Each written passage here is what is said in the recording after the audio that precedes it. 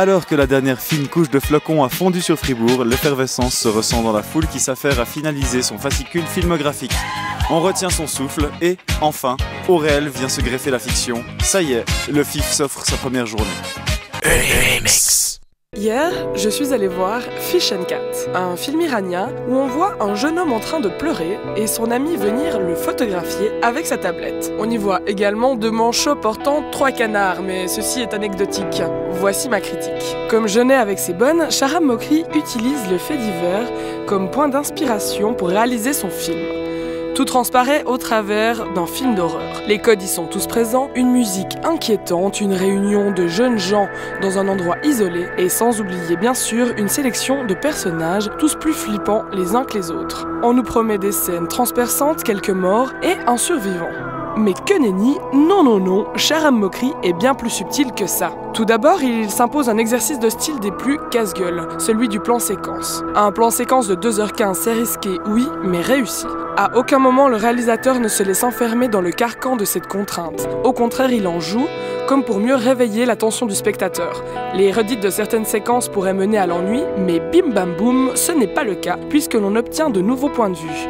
Le jeu chronologique est lui aussi très fort, un seul plan séquence non coupé, mais avec une temporalité retouchée. Il faut encore souligner que cette mise en scène est digne d'un chef d'orchestre. Irréalité, manque de points fixes temporels, une part de mystique, difficile de répondre à toutes ces questions après une seule projection. Alors oui, 2h15, c'est long, peut-être un peu trop, mais ce film vaut la peine d'être vu. À voir et à revoir.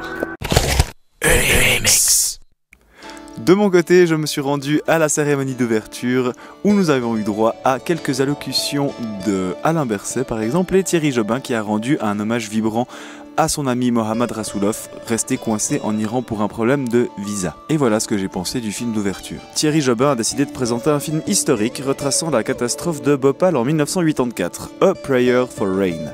Cette production 100% indienne, au budget hollywoodien et aux acteurs originaires des deux régions, m'a un peu laissé sur ma faim.